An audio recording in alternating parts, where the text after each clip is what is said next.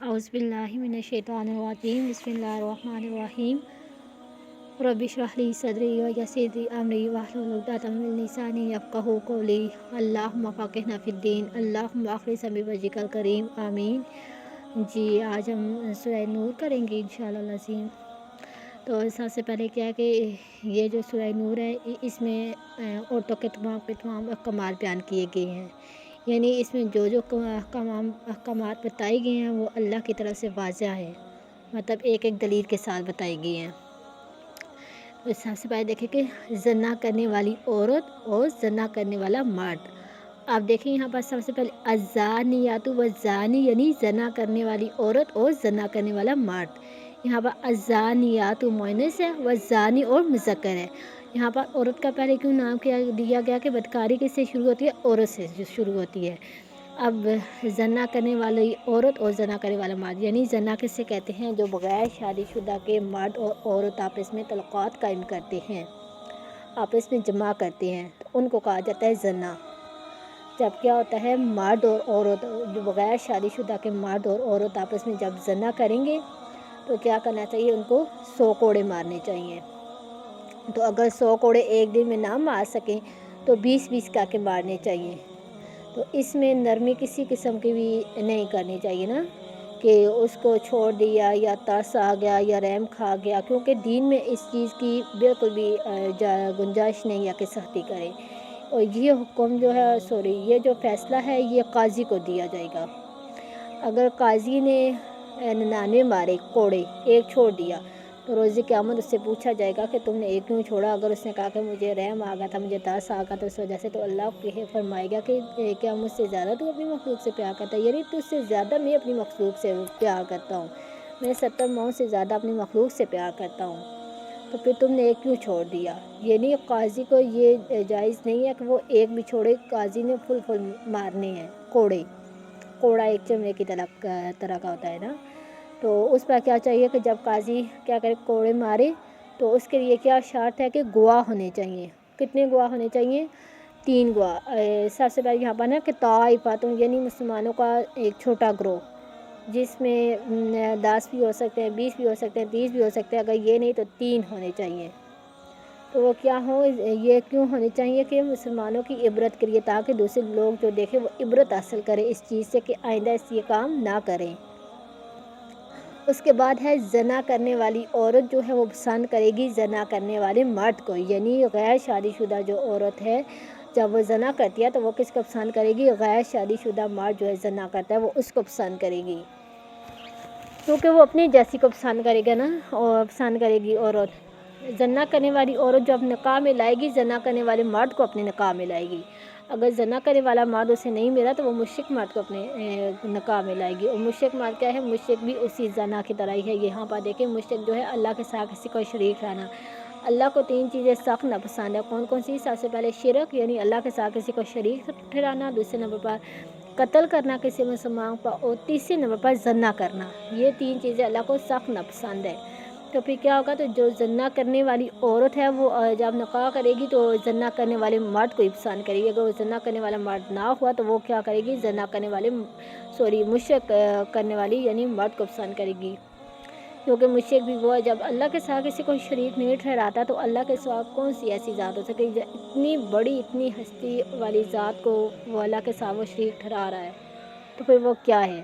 وہ بھی اسی کی طرح سے ہے نا، زنا کی طرح سے ہے نا۔ تو اس لیے جو زنا کرنے والی عورت ہے نا وہ اپنے جیسا ہی ساتھی ڈھونڈے گی، اسی کے ساتھ ہی کیا نکاح کرے گی، اور یہ کیا ہے؟ حرام ہے مومنوں کے لیے۔ اور اب یہاں پر دیکھیں جو لوگ پاک دامن عورتوں پر تہمت لگاتے ہیں پھر اس پر اسے چاہیے کہ 4 گواہ تلاش کرے۔ سب سے پہلے کیا کریں کہ جب پاک دامن عورت پر تہمت لگاتے ہیں انہیں چاہیے کہ وہ 4 گواہ تلاش کرے۔ اگر وہ 4 گواہ تلاش نہ کر سکے تو کیا کرنا چاہیے کہ اس کی شہادت قبول نہیں ہوگی۔ یعنی اگر کوئی بھولی بھالی لڑکی ہے، بچی ہے، اس نے اس پر تہمت لگا دیا کہ میں نے اس کو دیکھا ہے زنا کی حالت میں فلاں مرد کے ساتھ، تو پھر اب وہ اس پر 4 گواہ نہیں لا رہی یا نہیں ہو سکے، تو کیا ہے؟ اس کا یہ بھی ہو سکتا ہے کہ شاید اس کو غلط فہمی ہوگی ہو، یا شاید کسی کے کہنے پر اس نے اس پاک دامن عورت پر تہمت لگا دی ہو، تو اس کی شہادت قبول نہیں کی جائے گی جب تک کہ وہ 4 گواہ نہ ہوئے۔ اگر 4 گواہ نہ ہوئے تو وہ کیا ہوگا، 80 کوڑے اسے مارے جائیں گے۔ اور یہی لوگ فاسق ہوتے ہیں، یعنی نافرمانی کرنے والے ہوتے ہیں۔ جب وہ ہوگا نا، اس کو 4 گواہ نہیں ملیں گے تو کیا ہوگا، 80 کوڑے، کیونکہ وہ شادی شدہ ہے نا، بغیر شادی شدہ کے لیے کتنے کوڑے ہیں، 100 کوڑے ہیں، اور جب شادی شدہ عورت و مرد کے لیے کتنے کوڑے ہیں، ان کے لیے 80 کوڑے ہیں۔ تو اب یہاں پر یہ بات کی جا رہی ہے نا کہ اگر اس کو 4 گواہ نہ ملے تو پھر فیصلہ اس پہ ہو جائے گا جس پہ اس نے تہمت لگائی ہوگی، پاک دامن عورت پر جس نے تہمت لگائی ہوگی۔ اگر وہ کہتے کہ ہاں میں نے معاف کر دیا ہے تو اٹس اوکے، اگر وہ کہہ کہ نہیں میں نے معاف نہیں کیا، اس نے مجھ پر تہمت لگائی ہے، میں پاک صاف ہوں، پاک دامن ہوں، تو پھر کسی قاضی کو یا کسی کو بھی حق نہیں بنتا کہ وہ اسے معاف کرے یا 80 کوڑے اور 79 مار دے۔ تو اس نے پورے پھر جب عورت کہے کہ میں نے اس کو معاف کر دیا ہے، ٹھیک ہے، تو وہ کیا کرے گا، وہ اس عورت سے بھی پھر معافی مانگے گا اور اللہ تعالیٰ سے بھی معافی مانگے گا اور ایسے کام سے آئندہ کے لیے توبہ کر لے گا، تو پھر اس کو کوڑے نہیں لگیں گے۔ لیکن جب اس کو عورت نے معاف نہیں کیا تو پھر کیا ہوگا، اس کو 80 کوڑے لگیں گے۔ پھر آگے دیکھیں، جو مرد، یعنی شادی شدہ کے مرد کی بات کی جا رہی ہے نا، کہ جو مرد اپنی بیوی کو کسی کے ساتھ دیکھ لی حمل کی حالت میں، یعنی حمل کی حالت میں کہ پیٹ میں بچہ یا بچی ہو جو بھی ہو، تو وہ اپنی بیوی کو دیکھ لی حمل کی حالت میں کسی غیر مرد کے ساتھ، تو اس سے کیا کرنا چاہیے کہ اب اس نے 4 مرتبہ قسم کھانی چاہیے، اللہ کی قسم کہ میں نے اس کو دیکھا ہے فلاں غیر مرد کے ساتھ، اور 5ویں مرتبہ وہ یہ کہے گا کہ یعنی ایک مرد ہے، اس نے اپنی بیوی کو کسی غیر مرد کے ساتھ دیکھا ہے، اب اسے کیا کرنا چاہیے کہ اس کے شوہر کو کیا کرنا چاہیے کہ وہ سب سے پہلے 4 بار قسم کھائے اللہ کی، اور 5ویں مرتبہ کہے کہ مجھ پر اللہ کی لعنت ہو اگر میں جھوٹوں میں سے ہوں۔ پھر اس کے بعد عورت کیا کہے گی، عورت اپنے آپ کو بچانے کے لیے کیا کہے گی کہ وہ بھی 4 مرتبہ قسم کھائے گی اور 5ویں مرتبہ کہے گی کہ مجھ پر اللہ کی لعنت ہو اگر میں جھوٹوں میں سے ہوں۔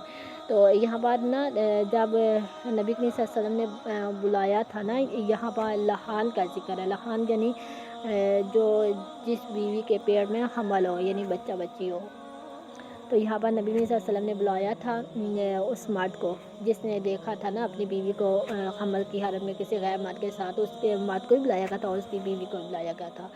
تو نبی صلی اللہ علیہ وسلم نے جب اس مرد سے دریافت کیا کہ واقعی مطلب یہ کام ہے، تو اس نے کہا کہ 4 مرتبہ اس نے اللہ کی قسم کھائی اور 5ویں مرتبہ کہا کہ اللہ کی لعنت ہو مجھ پر اگر میں جھوٹ بولوں، مطلب یہ بات سچ ہے۔ پھر جب بیوی کی باری آئی، بیوی سے پوچھا گیا تو بیوی نے بھی 4 مرتبہ قسم کھائی اور 5ویں مرتبہ تھوڑی سی ہچک گئی، یعنی نہیں بول سکے۔ لوگوں نے سمجھا کہ شاید اب یہ اقرار کر دے گی کہ ہاں میں نے مطلب جرم کیا ہے، تو اس نے اپنی یہ سوچا کہ میں اپنی عزت بچانے کے لیے کیا کروں گی۔ اس نے اپنی عزت بچانے کے لیے کیا کیا کہ اس نے کہا کہ میں سچ ہوں اور میرا شوہر جو ہے جھوٹوں میں سے ہے، تو اس پر اللہ کی لعنت ہو، مطلب میں سچوں میں سے ہوں۔ تو پھر کیا ہوگا، اس جو بیوی ہے اس کو چھوڑ دیا جائے گا، اور جو مرد ہے نا وہ بھی اس کا مطلب اب جو اس کا شوہر تھا، جو پہلی بیوی تھی جو اس کا شوہر تھا، اب وہ اس کی بیوی نہیں رہی، اب وہ کیا ہوگی، اب وہ جس نے اس کے ساتھ غیر تعلقات جس نے قائم کیے نا، دوسرا مرد جس نے اس کی بیوی کے ساتھ غیر تعلقات قائم کیے ہیں، اب ان دونوں کا ہو جائے گا وارث، جو بیٹا بیٹی ہے ان دونوں کا ہو جائے گا وارث، اور جو اس کا حقیقی میں شوہر تھا اس کا اب اس میں کوئی حصہ نہیں رہا۔ تو روزے نبی صلی اللہ علیہ وسلم نے فرمایا کہ اگر لحان کا ذکر نہ ہوتا تو میں کیا کرتا تھا، اس عورت کو کہ زندہ مطلب کر دیتا نا، غصہ کرتا، کچھ بھی کرتا۔ تو یہاں پر دیکھیں پھر نبی صلی اللہ علیہ وسلم نے فرمایا کہ اللہ نے لحان کا حکم دیا ہے، تو لحان کا حکم کیا ہے کہ قیامت والے دن چلے دنیا سے تو وہ بچ گئے ہیں، دنیا سے کیا ہوا ہے، وہ بچ گئے ہیں، ان کی جان چھوٹ گئی یا کوڑے پڑنے سے، کچھ بھی کرنے سے، لیکن آخرت کے عذاب سے ان کو کوئی بھی نہیں ٹال سکتا۔ آخرت کا معاملہ اللہ کا ہے اور ان کا ہے۔ جو مرد بھی تھا جو غیر شادی شدہ مرد بھی تھا وہ بھی بچ گیا ہے، کیونکہ عورت گواہی دیتی کہ ہاں میں جھوٹوں میں سوں تو پھر مرد پر بھی گواہی کی جاتی نا، لیکن عورت نے گواہی ہی نہیں دی، عورت تو خود بچ گئی، کیونکہ اس وجہ سے مرد بھی بچ گیا، تو پھر کیا ہوگا، ان کا معاملہ اللہ کے ساتھ ہے۔ تو پھر کیا ہے کہ اگر اللہ نے یہ بھی بتایا کہ اگر میرا فضل نہ ہوتا، میری رحمت نہ ہوتی تو کیا ہوتا، یہ خسارے میں ہوتا، یعنی اللہ کا غضب ہوتا، غصہ ہوتا۔ پھر آگے دیکھیں ایک مرتبہ یہاں پر ایک واقعہ آ رہا ہے کہ حضرت حضور پاک صلی اللہ علیہ وسلم کی بیوی حضرت عائشہ صدیقہ رضی اللہ تعالیٰ عنہ کیا تھی کہ ایک مرتبہ قافلے کے ساتھ روانہ ہوئی تو وہاں پر ان کا کپڑا ہوا تو ایک جگہ قافلہ رکا تو حضرت عائشہ صدیقہ رضی اللہ عنہ کا آر گم ہو گیا تو وہ ان کی تلاش میں نکل پڑی ہیں. تو جب واپس آئی ہیں تو دیکھا تو قافلہ اپنی جگہ سے نہیں تھا، قافلہ تو روانہ ہو چکا تھا. تو جس جگہ پہ قافلہ تھا وہ اسی جگہ پر بیٹھے بیٹھے وہ سو گئی تھکاوٹ کی وجہ سے. تو سفیان جو تھا وہ اس قافلے کا سردار تھا، وہ پیچھے مطلب 12 اس نے چکر لگایا کہ دیکھوں کہ قافلے سے کوئی چیز رہ نہ گئی ہو، کوئی چیز گر نہ گئی ہو. جب وہ واپس آیا تو کیا دیکھا ہے کہ حضرت عائشہ جو تھی وہ سوئی ہوئی تھی. تو انہوں نے پڑھا انا للہ و انا الیہ راجعون، بس یہ پڑھا تو انہوں نے اپنی اونٹ کی سواری قریب کی ہے. تو حضرت عائشہ صدیقہ نے فرمایا کہ اس وقت پڑھتا کہ کام نازل نہیں ہوئے تھے، اس وقت سفیان نے عائشہ صدیقہ رضی اللہ عنہ کو دیکھ لیا تھا، مطلب انہوں نے بات وغیرہ کچھ بھی نہیں کی، صرف سفیان نے پڑھا تھا، سفیان رضی اللہ عنہ نے پڑھا تھا کہ انا للہ و انا الیہ راجعون، اور اونٹ کی جو سواری ہے وہ قریب لائی گئی اور عائشہ صدیقہ رضی اللہ عنہ اس پر بیٹھ گئی. بس جب بات وغیرہ انہوں نے آپس میں بات وغیرہ کچھ بھی نہیں کی. جب مدینے کے قریب پہنچے تو عبداللہ بن امی جو تھا تو اس نے کیا کہ سارے مطلب اس کو حضور پاک صلی اللہ علیہ وسلم سے بغض تھی، حسد تھی. تو انہوں نے کیا کہ سارے مدینے میں چاہ دیا کہ حضور پاک صلی اللہ علیہ وسلم کی صحبزادی جو ہے سفیان رضی اللہ تعالیٰ عنہ کے ساتھ آ رہی ہے، مطلب نعوذ باللہ کہ اس نے زنا کیا ہے. تو ادھر تو پھر نبی کریم صلی اللہ علیہ وسلم بھی پریشان ہو گئے، ان کے والدین بھی رونے لگے، وہ بھی پریشان ہو گئے. تو جب حضرت عائشہ رضی اللہ تعالیٰ عنہ کو پتہ لگا تو وہ بھی پریشان ہو گئی. تو پھر نبی کریم صلی اللہ علیہ وسلم جو جس طرح سے عائشہ صدیقہ رضی اللہ عنہ کے پاس بیٹھنا کرنا اٹھنا کرتے تھے، مطلب ان کے پاس اس طرح سے نہیں بیٹھتے تھے. تو عائشہ صدیقہ رضی اللہ عنہ نبی کریم صلی اللہ علیہ وسلم نے کہا کہ کیا آپ بھی مجھے ایسا سمجھتے ہیں؟ تو نبی کریم صلی اللہ علیہ وسلم نے کہا کہ اے عائشہ اگر تو سچی ہوئی تو اللہ سبحانہ و تعالیٰ اس بار ضرور کوئی برات کریں گے نا، نازل کریں گے. تو کافی لمحے عرصے تک کوئی بھی برات مطلب نازل نہیں ہوئی، نہیں آئی نبی کریم صلی اللہ علیہ وسلم پر. تو نبی کریم صلی اللہ علیہ وسلم اپنے صحابہ سے مشورہ لیتے تھے اس بارے میں کہ اب کیا کیا جائے. تو سب پریشان تھے، عائشہ صدیقہ رضی اللہ عنہ دن رات روتے تھے، ان کے والدین روتے تھے، سب کافی پریشان تھے. تو پھر ایک مرتبہ عائشہ صدیقہ رضی اللہ عنہ روتے روتے سو گئی. تو نبی کریم صلی اللہ علیہ وسلم پر وحی اترنی شروع ہوئی، یعنی وحی آنی شروع ہوئی. تو اتنے میں نبی کریم صلی اللہ علیہ وسلم مسکرا گئے اور بولا کہ اے عائشہ تو بری ہوگی، اللہ نے تجھے مطلب اس میں سے بری کر دیا نا، مطلب ثابت کر دیا کہ تو بے گناہ ہے. تو پھر جو حضرت عائشہ صدیقہ رضی اللہ عنہ کے والدین تھے وہ بھی بہت خوش ہو گئے. تو انہوں نے کہا کہ عائشہ نبی کے صلی اللہ علیہ وسلم سے معافی مانگو.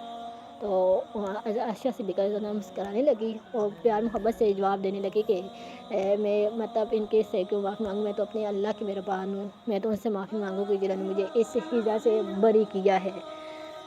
تو انہوں نے پھر مطلب اس حصہ سے بری کیا ہے. تو پھر کیا کرنا چاہیے کہ یہاں پر کہہ رہے ہیں نا کہ پاک دامن عورت پر بغیر کسی تحقیق کے، بغیر کسی وجہ کے الزام نہیں لگایا جا سکتا، وہ بھی حضور پاک صلی اللہ علیہ وسلم کی صحبزادی حضرت عائشہ صدیقہ رضی اللہ عنہ. تو کیا کہا جائے کہ بغیر کسی تحقیق کے، بغیر کسی وجہ کے الزام لگانا جائز نہیں ہے. اگر کوئی الزام لگائے تو اسے کیا کرنا چاہیے کہ 4 گواہ تلاش کرے. اگر جو وہ 4 گواہ تلاش نہ کر سکے تو وہ کیا ہے، جھوٹوں میں سے ہے. پھر اللہ کا اگر فضل نہ ہوتا، اللہ کی رحمت نہ ہوتی تو کیا ہوتا، ان لوگوں کے لیے سخت عذاب ہوتا.